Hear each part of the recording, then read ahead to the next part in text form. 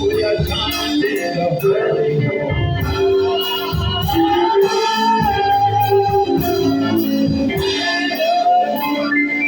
Just go ahead and pick up.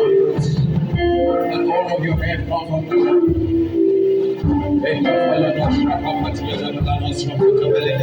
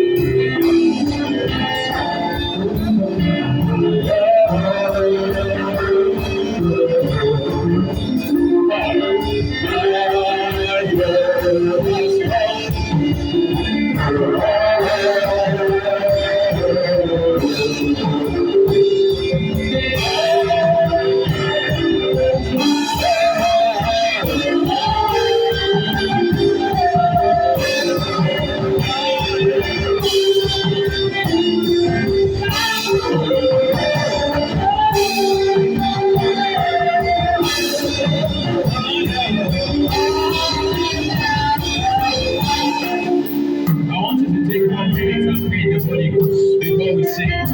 Lift up the Shabbat money and forget on Shepetela. Now my God has come this morning. My God has come. Shake it on you. If God has come, Shabbat for Shabbat money. If God has come, Shabbat for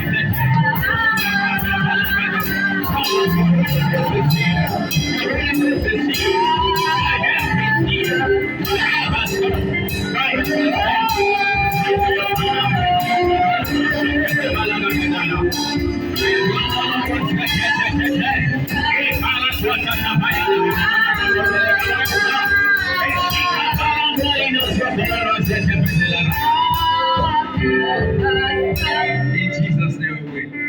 I said we should pray in the Holy Ghost. Some of us are looking at me. Your mouth is closed, you're looking. I don't understand. Is it that you don't understand to pray to your help, to your maker? Is that what you don't understand?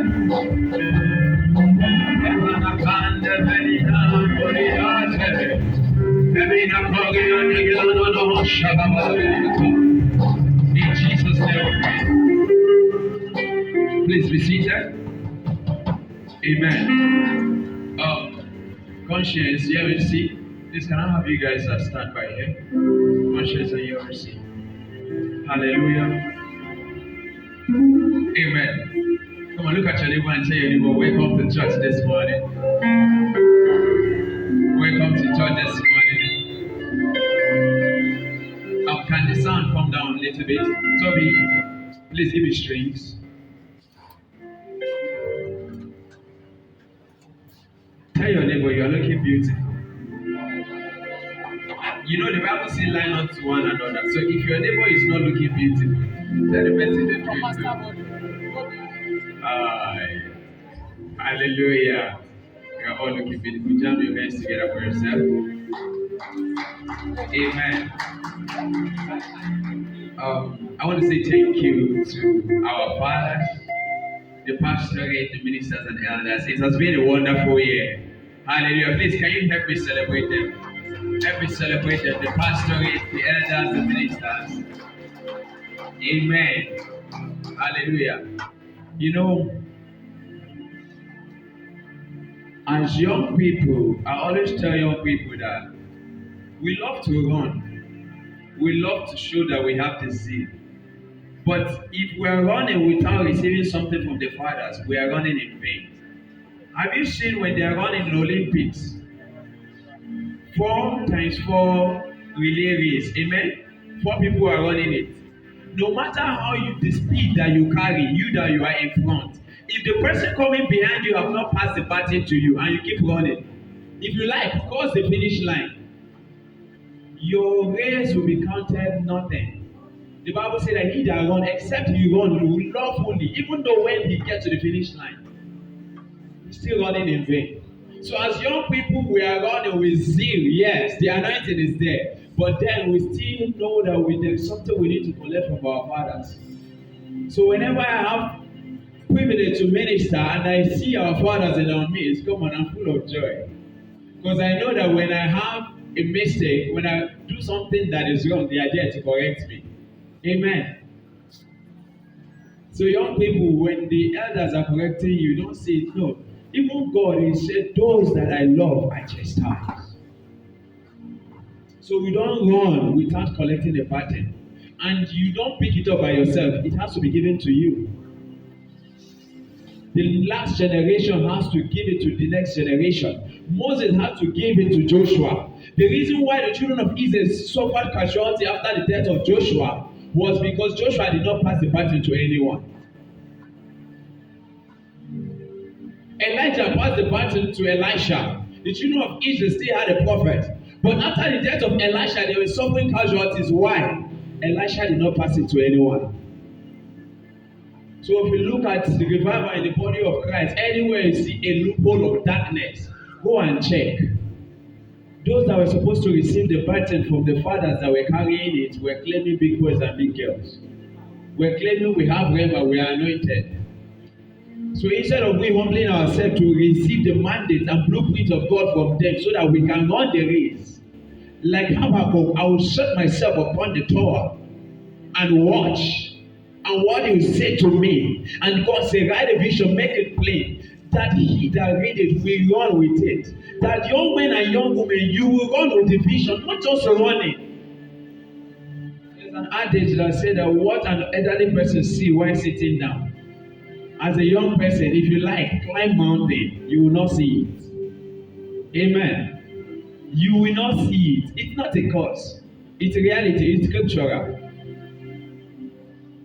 You will not see it. Amen. So please, once again, help me celebrate our parents in the house. Help me celebrate our parents in the house. Hallelujah. Oh, you thought that's my message? No, come on. It's just to talk sense into the youth, because I realize sometimes we want to, youthful exuberant. We have arrived. We call them old school. Sorry, they are not old school. It's just a transition of age. Amen. Transition of age.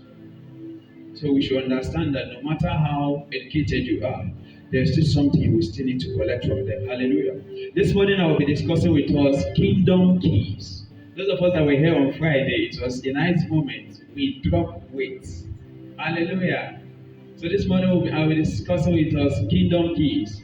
Because Reverend Dr. P.J. Olaya, our Father in the Lord, said to us that this is our year of greater glory, right? Amen. So that, in this kingdom, there are many doors. But if you enter your house, let's say you have entered your house, yes, salvation granted you access now into God's kingdom. But when you enter your house, if you want to enter your kitchen that you are hungry, if you like, stand at the door and keep shouting, it will never open. It takes a key. As small as that key is can enter your pocket. If you lose it, you cannot enter that kitchen. That hunger will deal with you. So now, you are feeling sleepy. You are inside kitchen. You have to go to the room. So we have to understand that that's how we navigate in this kingdom. You understood the details of salvation from A to Z. And you thought salvation will bring you to prosperity. Salvation brings you into the kingdom of God. But then you need other kingdom keys to unlock prosperity, to unlock divine health. Amen. So this morning I will be sharing with us just 4 kingdom keys. Hallelujah.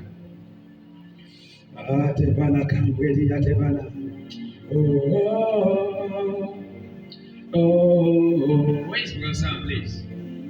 My help has come.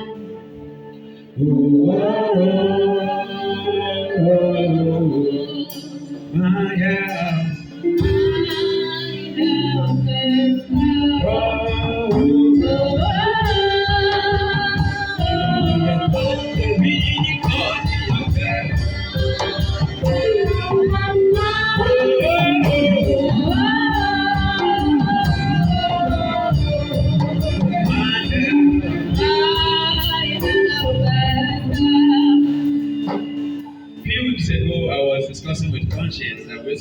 doing. Then she asked me that, do I have any song for them to do? I said, it's not in my nature to tell the choir, the youth choir, the song they should sing because I'm ministry. I allow them, I would just tell them, you go and pray, God will tell you the song to sing. And now you can see the song they sang this morning. When they started the song, I was just like, my God. I just preach the message. Amen. So, key number one. How to please all men. You know, they used to tell you that you can't please all men. That you can't please everybody. It's a lie, come on. I've tested it and it worked. How to please all men. That you can please everybody. You see, sometimes I wonder people, as a leader will be telling you that I don't know what to do. Why? Because maybe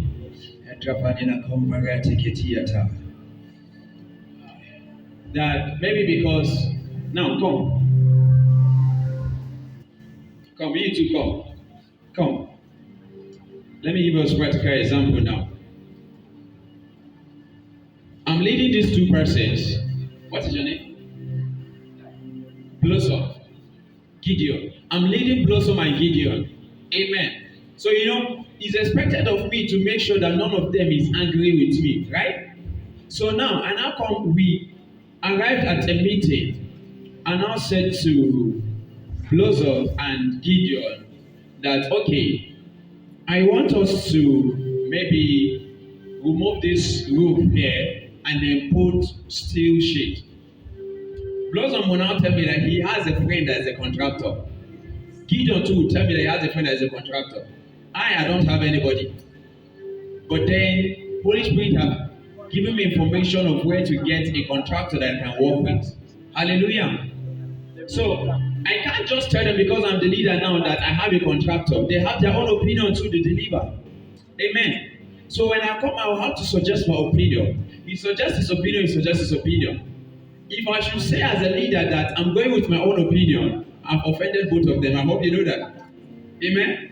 So then if I should pick Gideon's opinion, I've offended Blossom. Hallelujah. So now I'm telling you this. This is how you can work with two of them. This is what you will do. Practically. Tell Gideon and Blossom that, okay, two of you should go and deliberate. We have three options to choose. Two of you should go and deliberate between two of you. Which option should we go with? You remove yourself. Let the two of them. Because the two of them, literally, they don't like each other. It's evidence, Whenever you have to make choice, this one will always counter this one. So just push two of them. Leave them to it. You just go and rest. But when they will come back, this one will not want to go for this one's advice. This one will not want to go for this one's advice. So they will just tell you, let's go with his advice. Amen. So by when they will come to you, they will say, sir, we think your advice is good. It's a lie. But because this one doesn't want to agree with this one, this one doesn't want to agree with this one. So they will have to come to you and say, okay, what you said you have in mind, let's do it. Amen? Now, do you offend this one? No. Did you offend this one? No. Peace reigned? Yes. You say thank you. Hallelujah. So, let me give us scripture. Colossians chapter 3, 22 to 24. Media, thank you so much. Wow. Okay. So listen to this. Now, I want to give us scripturally how to please all men. Servants, obey in all things your masters according to the flesh.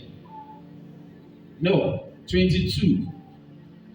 Colossians 3, 22 to 24. Servants, obey in all things your masters according to the flesh, not with eye service. This is our problem. Eye service. Our major problem is, especially in the body of Christ, eye service. Because we have senior pastor, we have assistant resident pastor, we have associate pastors. So now I will want to please the senior pastor. And maybe if the assistant resident pastor should do something wrong, I will be the one to go and report to senior pastor. Because I'm looking for his favor. I'm doing high service. So you said, not with eye service, as men what? Pleasers, but in singleness of heart, fearing God. Next verse. 23, please. And whatsoever ye do, do it heartily. I hope that's my name, or hearty. Hallelujah. Do it heartily as to the Lord and not unto men. You see, if you can learn to do things unto the Lord, whatever you are doing it as that you are doing it unto God. Believe me, you will always please men. Because you are not doing it unto men. If I want to do something for this daddy now, at the expense of this daddy, I will offend him. But whatever I want to do, I'm doing it unto God. God is not a respecter of men. Men are to respect him. So when I do things to please God, in pleasing God, men will be pleased. Not eye service. Verse 24. Knowing that of the Lord ye shall receive the reward of the inheritance, for ye serve Christ the Lord. We serve the Lord Christ. Knowing that of the Lord. Many of us, we thought what we do, we receive our reward from men. Sorry. Yes, God will use a man to bless you, but your reward is not from man. Hallelujah. Your reward is never from man. If the Lord has not sent that person to you, sorry, that person can never bless you. Is it not? Is it not shocking to you how many uncles have promised you? I was sharing with us Wednesday. I said, when I realized that help only come from God, before I opened a bank account years ago, my uncles, whenever we talk, do you have account number? No. I go open account number and start, we can send the money. The day I open it, till tomorrow. Till tomorrow. I can't count how many years now. Till tomorrow. So you think because that uncle is promising you a job that when you graduate, he will give you a job. Graduate and see. Number busy. The last time I sent message to one of them, I was like, uncle, please, I have a pressing need. I don't know, even if it's just 1,000 naira, can you just... Do you know the reply of the message I got? This is somebody that we talked a few days before that time. I got a reply in capital letters. I'm serious. I've erased my message record. I would have shown you in capital letters. Who is this? He's asking me, who is this? Who am I? My help has come. My help has come.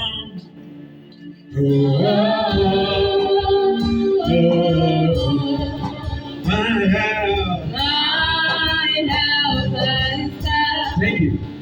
Please give me verse 13.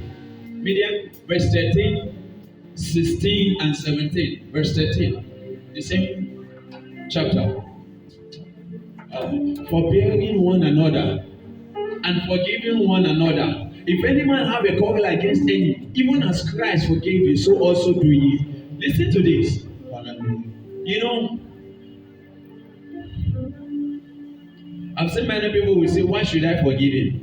He doesn't deserve it. Do you deserve the forgiveness of Jesus? No. Answer now. Jesus forgave you all your sins. Do you deserve it? In fact, do you deserve him dying for you? He has died for you, forgiving you. But you keep going back to Babylon. On your own, it's not like you are going to AGG Mall. That's how many of us were shopping between Babylon and Egypt. We are going back to the world. We'll go, we'll shop, we'll come back. Lord, I'm sorry. I will not do it again. If I do it again, kill me. Tomorrow we'll just jump. We have entered into sin again. If God will kill you, like you say he should kill you if you sin again, you would have died a long time ago.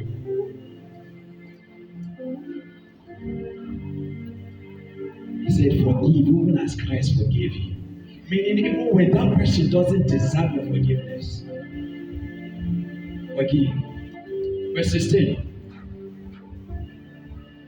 Verse 16, please. Let the word of Christ dwell in you richly in all wisdom, teaching and admonishing one another in psalms, spiritual songs. Give me 17.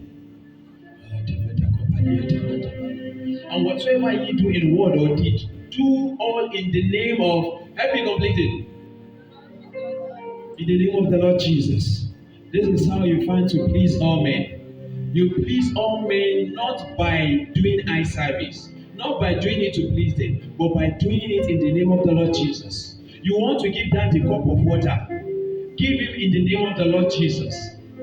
Or else, if you give him because you are giving him cup, you give him grudgingly because you be like, that has never given me 5 naira. Why should I give him water? So you now bring one cup that even your housemate doesn't use. You not just let me just give him sharp because they say you should respect the elders. No, as unto the Lord. Hallelujah. Key number 2. You want to be blessed? Amen. You want to be blessed? Serve. Please, media, give me Exodus 23:25. Exodus 23:25. You want to be blessed?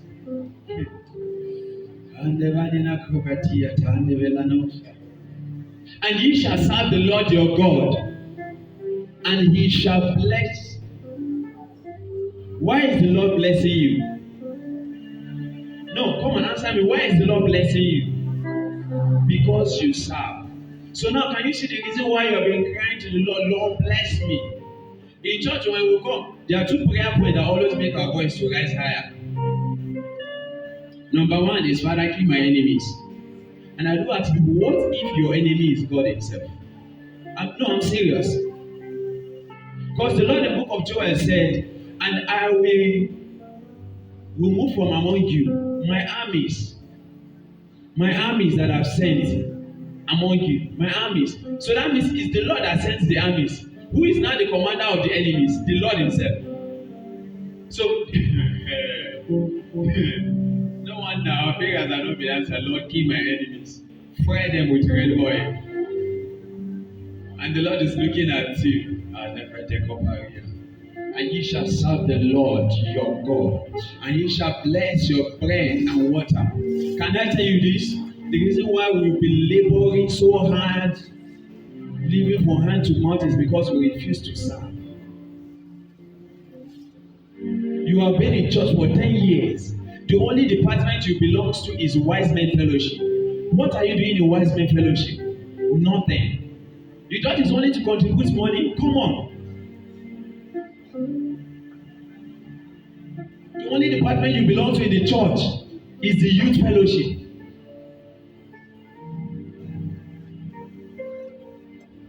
I don't tell people that you say you are busy. There is always one department that's open to anybody. You don't need a form to enter it. Sanctuary keepers. You don't need a form. I'm saying in big ministries, you see a man will come with his limousine Saturday early morning to come and clean church. You don't even know, you just see the car parked outside. It's when they finish, you two are going. You just see the man with his joggers just entering his car. I'll be like, I saw that man cleaning the pastorate chair. Come on, sir.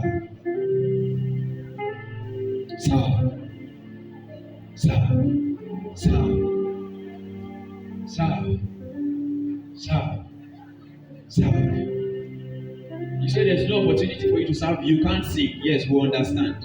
But you can come to the house of the Lord to clean. You can make up your mind.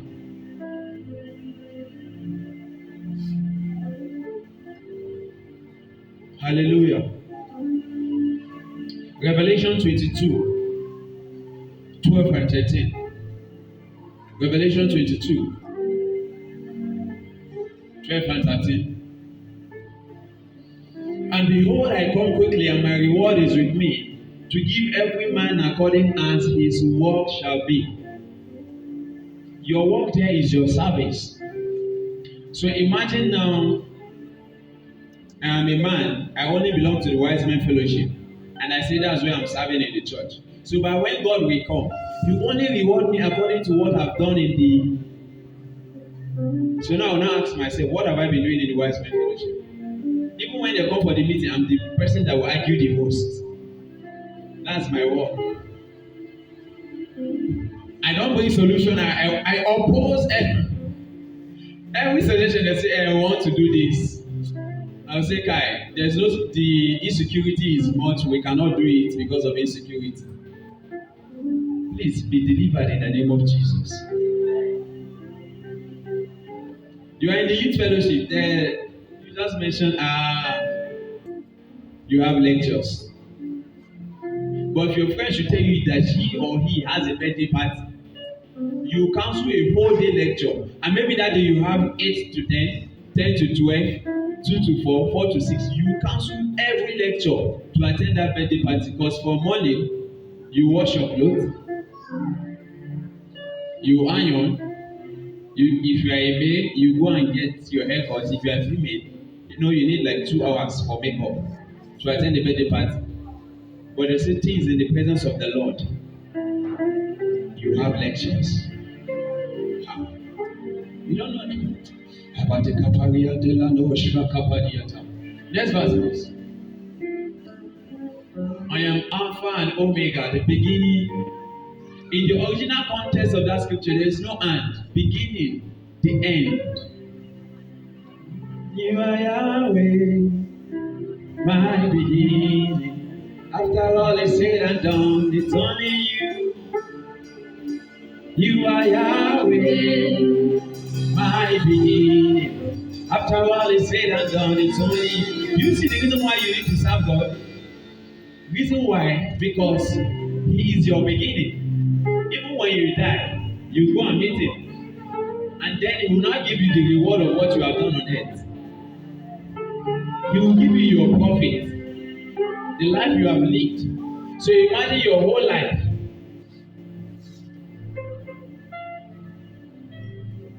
You have no record of serving God. You only say you belong to a church. What are you doing in the church?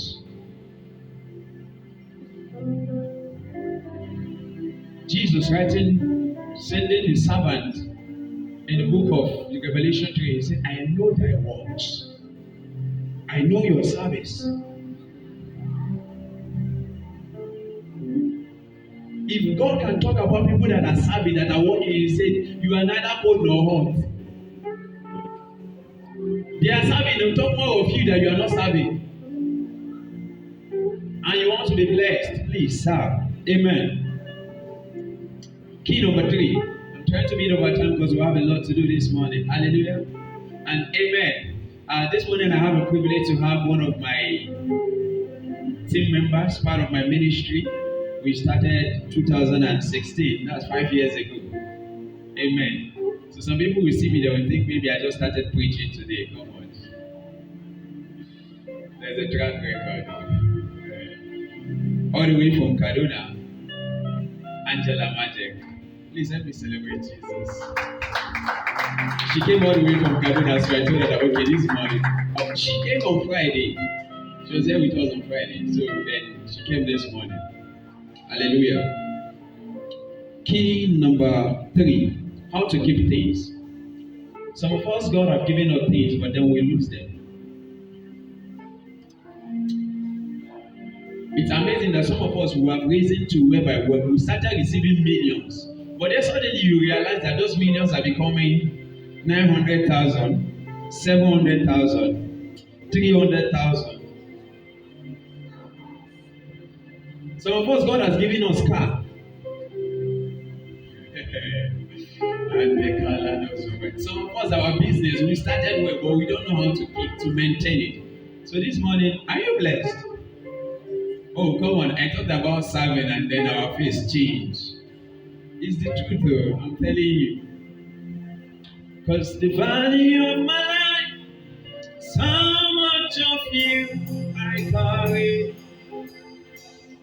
The impact of this life is how much of you because that the value of your life is in how much of the Lord, how much of Jesus in your life, and it's in your place of serving. So, how to keep things? Hand them over to Jesus. Hello? Hand them over to. Do you know why? Why men sleep? You are a man. Don't claim James Bond. You are a human man. Why men sleep? So you can be sleeping and the enemy will come and steal it. You think you still have it.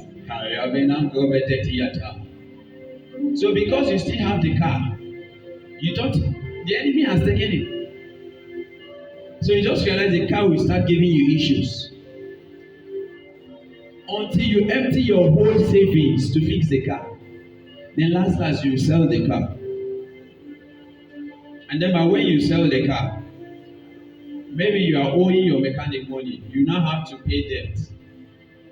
Square zero. Why men steps? But then he is called the keeper of Israel. The Bible says that he neither sleeps nor slumber.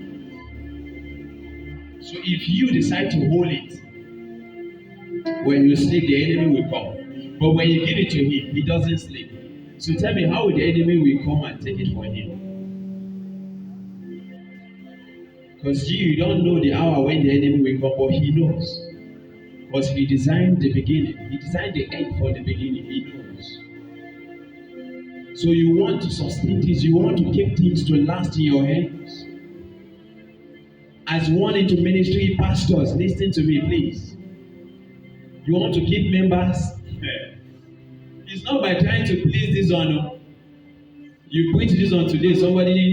You heard that somebody is more married. I've seen churches that the only thing they know how to preach is hellfire and they still have members. I heard of a young man that said he received revelation about hellfire. He preached the message. His church empty. And the same message somebody is preaching and is still having members. It's not by trying to please men. Preach this today, preach this tomorrow. You preach this. You said, okay, this is what this person like, God forbid. May I never do that in Jesus' name. You want to keep them that they never go. You hand them over to Jesus. Can I tell you something? Even the father, the way he kept things was that he handed them over into the hand of Jesus. Let me show you from scriptures. John 17:12.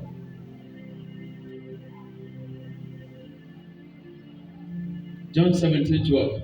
While I was with them in the world, I kept them in thy name. Who kept them?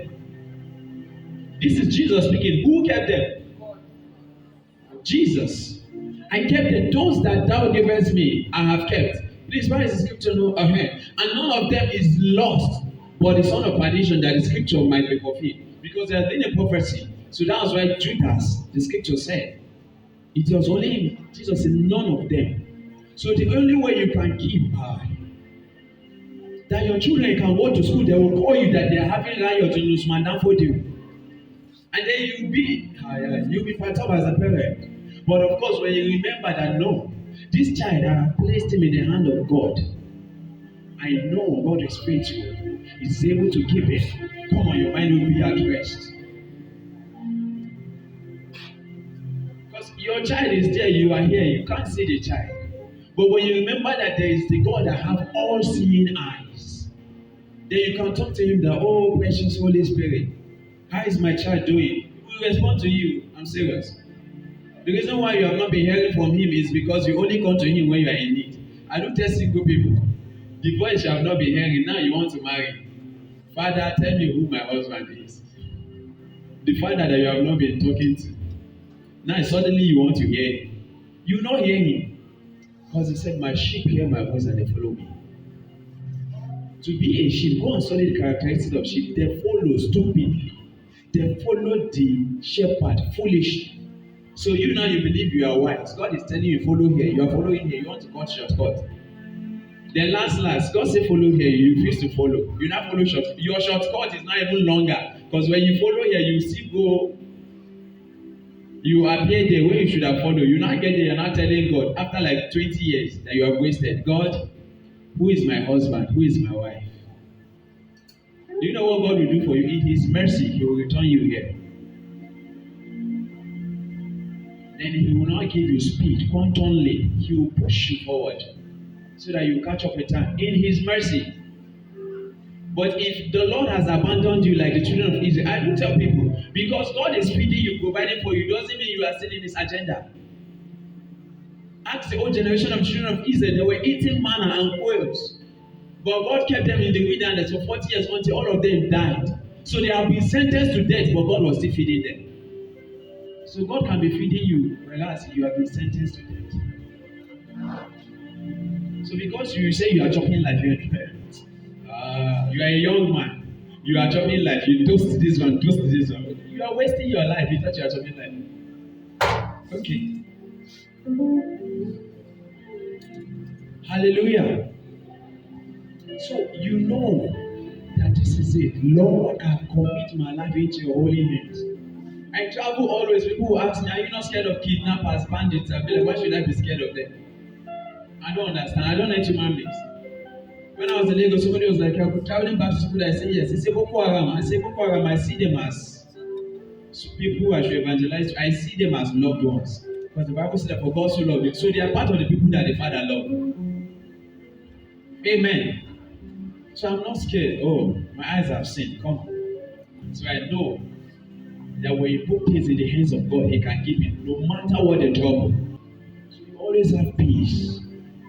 One of the benefits when you commit things into the hands of God is found in the book of John 16:33. Jesus said, in me you will have peace, but in the world you will have tribulations. So in Jesus you will have peace. When you commit things into His hands, it will be kept for you and you will have peace. The reason why you always patch up is because you are the one doing everything for yourself. But come on. My help has come.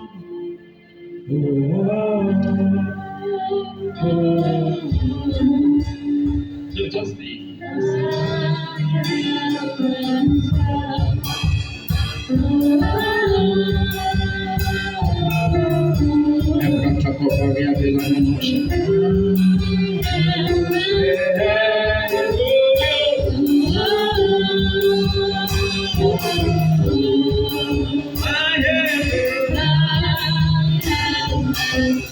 Hallelujah. Amen. I forgive you because I say people should stand with me. Please. Hallelujah. You know, it's amazing. I called them last night and I was like, I don't know. Can you just come to church this morning fasting? And to my amazement, all of them were like, yes, they plan to fast. I was like, okay. I think the Holy Spirit is telling us the same thing. Amen. Hallelujah. Please, help me celebrate my worship team, please. Help me celebrate them. Awesome people. Blush and smile. My God. Are you blessed? Key number 4. Actually, this is the main key. The main key number 1. But I choose to bring it last so that from there we enter prayer.